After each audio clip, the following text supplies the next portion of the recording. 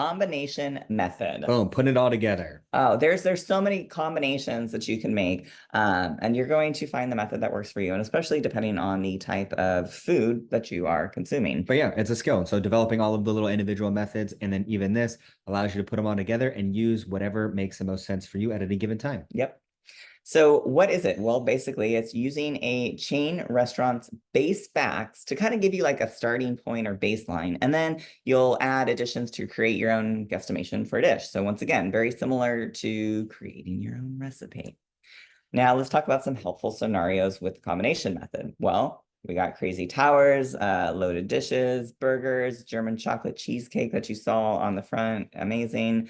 The nitro dog cheesy beast, this is things we're gonna show you. Massive sweet, so like these big ass 1.5 pound loaded brownies and cookies you've probably seen us eat, or maybe you've seen on Instagram. This is a great method to use. So here's some crazy towers, and here's a way that we can use it. But in general, using the combination method, you want to think similar to, once again, making a recipe, but have some type of chain restaurant base to start out with. So for instance, like, is there a chain that provides a base? Like, is there a burger that's like, oh, it has most of my stuff on it, but I need to add a little bit more because it's just a little crazier. Yeah. So you want to think about something that's like, if you're going for something that's just a little bit extra, like what's that extra piece, or something that separates it. It's like, oh, I like this because it's different than where you can get anywhere else. And most likely you're like us, and that's what draws you to it. It's like, oh, it's not a normal burger. It's just a little bit extra, or something that sets it apart. This allows you to be able to just measure the separation. Yeah.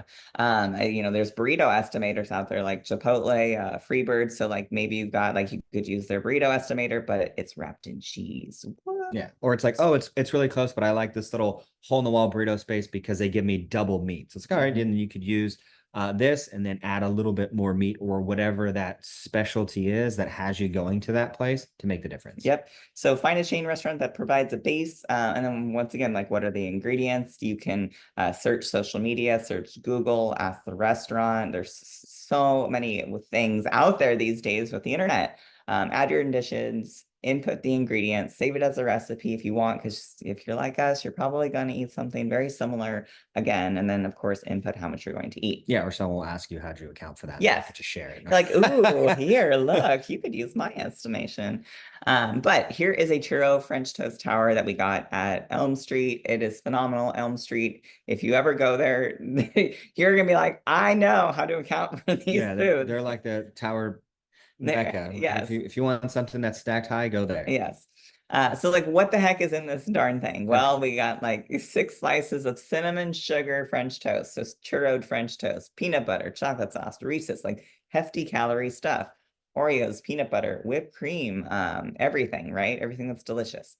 So first, search for the ingredients. Well, I searched Google, or you can search your nutrition app and see like what populates. You can be as descriptive or as non-descriptive as possible. So I literally searched churro French toast nutrition facts in Google, and this populated. Hey, there's even recipes out there that, guess what, you could use as your base if you wanted to. It doesn't have to come from a restaurant. It does not have to. But look for pictures to make sure it's close. Exactly. Confirm. Yeah. And so like what's included in the dish? So like, for instance, it's like, hey, like this particular restaurant has 2 pieces of toast in it. Great to know. The nutrition facts that are shown have 2 pieces of toast in it. Boom. And then once again, look at the photo like you mentioned. Now, our tower has 6 pieces of toast. Makes sense. That's all responsible. Right. There we go. So then I know that when I want to create my recipe, I'm going to do 3 servings of the broken yolk churro French toast nutrition. Yep. The other thing to note with this was that like their nutrition facts also included the cream cheese frosting that was on it and their whipped cream. Guess what? That could account for our whipped cream that's on top probably. Like, or you could add a little extra whipped cream if you want to, or whatever. The cream cheese could just be a little extra. We'll say in case I screwed up and didn't add enough other sauces. Some wiggle room. Exactly. And then make the recipe. So like what else is in this? So we're like, okay, like there's probably a shit ton of Nutella on it because we've watched this guy make these towers on social media before. He uses a squirt bottle. Yeah, and that's what we're saying is like we've shown before.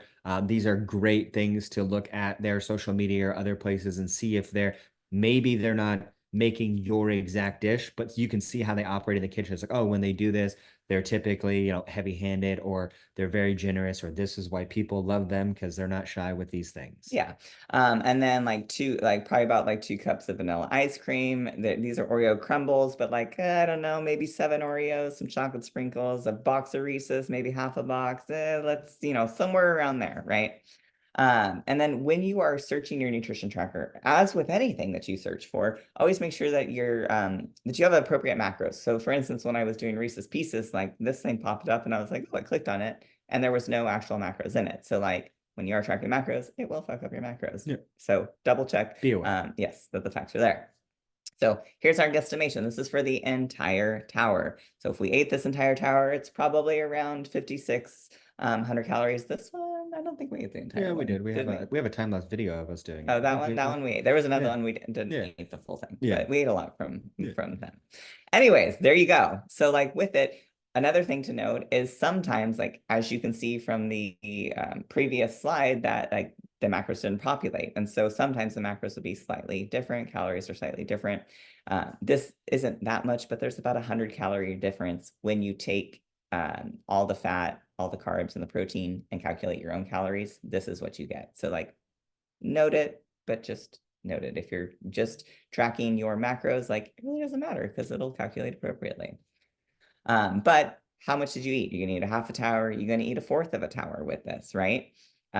If you ate 1/6 of a tower, it's about 1 piece of toast with toppings. And that's like we've talked about before. If you see something like this and you're going to go by yourself or with some friends, you're planning ahead, or you went and you're, accounting for it afterwards, and it's like, oh, I just had a single piece of toast and some topping, then you don't have to create the entire thing. You can show, oh, find, a recipe that has 1 or 2 pieces of toast and do half of it and whatever toppings you picked at. Or if you had this town, you're like, you know what? I didn't eat any toast. I just ate 2 cups of ice cream off the top because that's what I wanted to do. Exactly. Then you just do that. You don't have to do the entire dish or everything that comes. It's more about making sure that you're tracking what you're consuming. Yep, exactly. So this is where this comes into play. So you can even do it as a serving of French toast versus guesstimating the entire dish. So like, hey, you know what? I had 2 pieces of a churro French toast at broken yolk. Boom. Maybe you had a little ice cream. So add some ice cream into what you ate. Hey, you had some Nutella, add a little on there, whatever. So basically, we're trying to get you to think outside of the box. The one in the middle, like that is a massive, like I'm not even like massive. I think they're probably like 14, 16-inch pancake. You can't even see the plate. Yeah. It is bigger than the plate. Which almost makes it a little challenging to eat because think about it, you like to put stuff on top of your pancakes, but if the plate is smaller, what do you do? So you gotta work it down before it's manageable. Yeah, but like with this, it's like how do you with pancakes are challenging. So it's like, you're not gonna find nutrition tracks for 14, 16-inch pancakes. So it's like, well, maybe that a 16-inch pancake is about 4 regular sized pancakes, and then I add toppings to it. Yeah. And then the one on the left, it's like, okay, there's 3 servings of pancakes, a whole bunch of whipped cream, and a massive slice of German chocolate cheesecake. Yeah, because what better way to top your pancakes than an entire slice of cheesecake? It was so good. Yeah. That cheesecake's probably one of my favorites. Oh, yes, for sure. Yeah. But so then you're like, okay, like a serving of pancakes at IHOP or whatever you're going to use comes with 3 pancakes. That's going to be my base. I'm going to add this much whipped cream on it, and then I'm going to get a slice of cheesecake at Cheesecake Factory, and then that's going to be the topping for it. Yep. Same thing on like the right here. These were pancake biscuits, kind of a thing. That's and a thing. So like you could probably you're not going to find that. You could either find like a recipe. You could probably just use biscuit facts for it, to be honest with you. But it's all just like, once again, thinking outside of the box. Yeah, and this is where you would want to stretch away from being like super legalistic, right? Yeah. And so it's like, all right, cool. How can I be a little bit more flexible? Think outside the box. Don't be so, constrained into, well, this isn't whatever. So like look at it, it's like, all right, these were biscuit pancakes. So how can I find the middle ground so I can track it as close as possible? Yep. Now let's talk about loaded dishes using the combination method. Well, this was the La Frita burger at Elm Street Diner. And so what does it include? We got a brioche bun, we got garlic aioli. This was a side of onion rings. We added 2 large onion rings on top of it, just saying, comes with burger, cheese, caramelized onions. So we briefly had talked about this before, but like things to think about with burgers, like what type of bun? We talking pretzel, we talking brioche, we've had mac and cheese buns, Yeah, but you everything wouldn't bagel buns, everything bagel buns. donut buns, Yeah, exactly. What type? pizza. They have pizza They buns do. now. There's so many. Yeah. So like what is composed of this burger, right?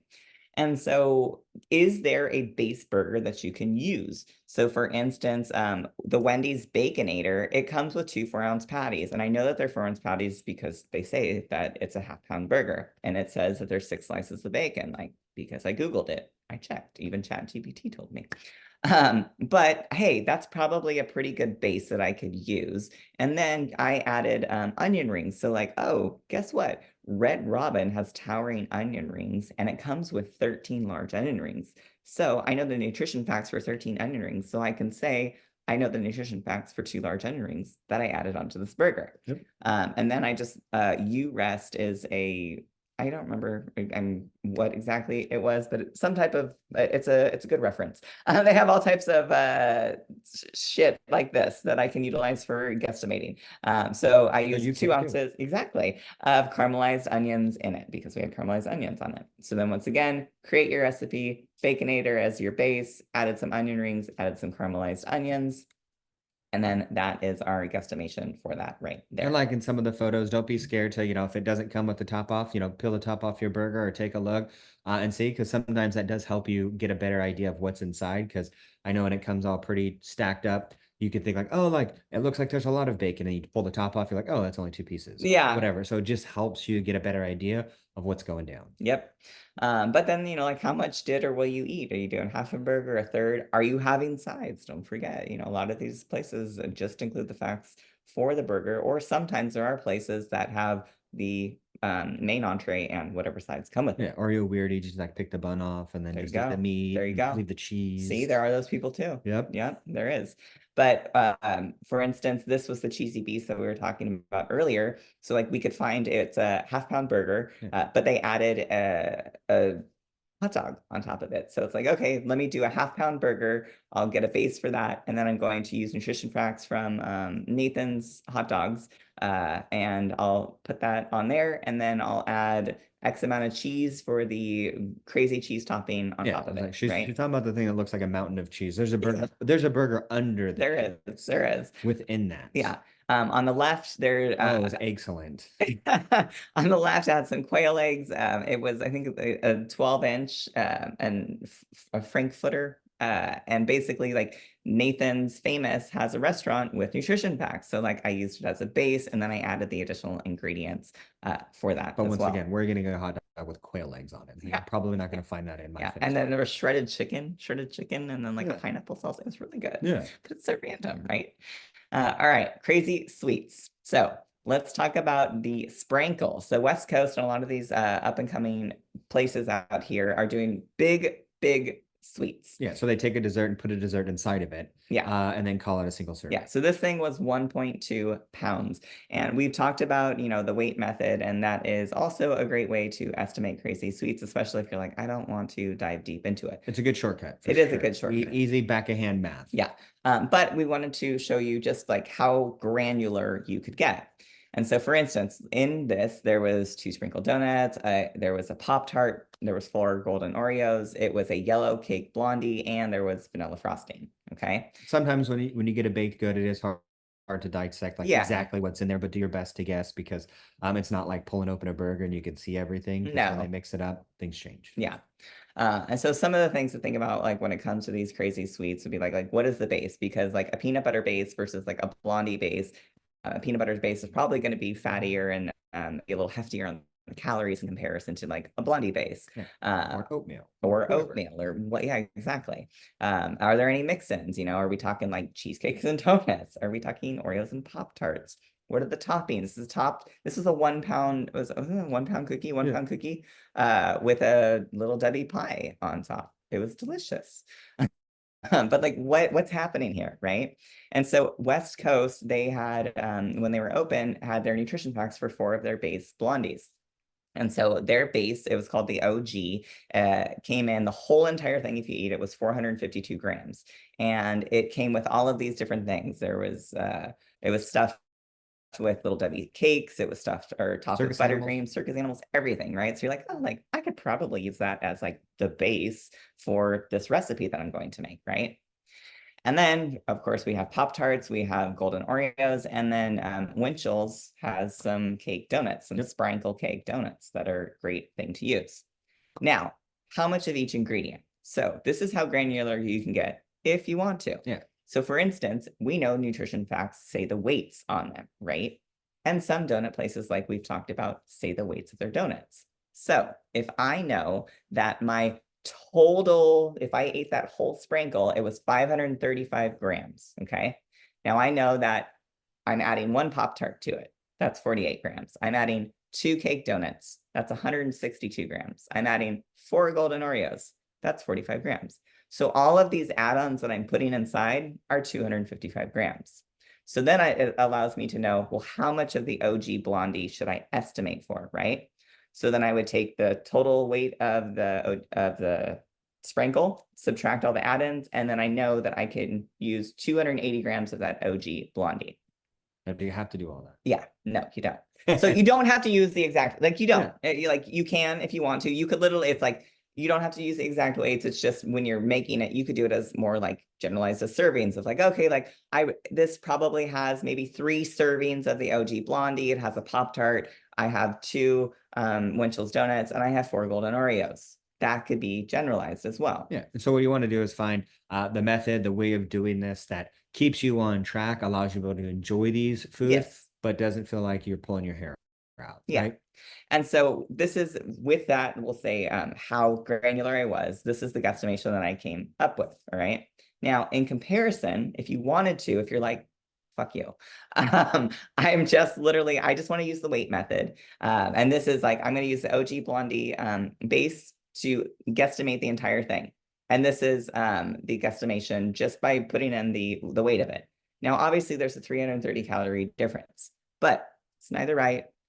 It's neither wrong. Yep. And so it's a matter of like managing expectations and peace of mind, right? Because if it's like, hey, I'm just going to use this and maybe there's a 300 calorie swing, but that makes it easier for me to just live life, fantastic, then go with that. Or if you have some time and you want to dive into dissecting it, go for it. But realizing also too that like if you are just guessing or doing things a little bit fast and loose and you're maybe not happy with your results, then diving a little bit deeper, because guessing or using the weight method could be 330 above or below, right? And so like that variance can be either way. And that's where being honest with yourself, managing expectations, because you can get to the point where it's like, I feel like I'm doing everything, but things can be tightened up.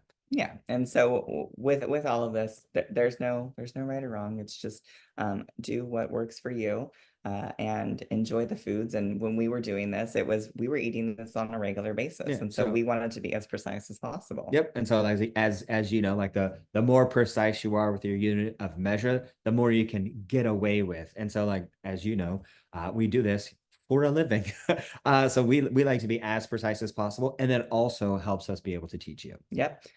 But here was a couple other like think outside of the box facts. This was one stuffed with cinnamon rolls. This was they're so good. So like there's so many possibilities and things out there that you can enjoy, and we are here to teach you like you can do it. It's just learning how to account for them in a way that gets you the results that you desire, allows you to look and feel good, and then of course allows you to enjoy the foods that you love. But be sure to check out the other types of crazy dishes to think about when using the combination method lesson.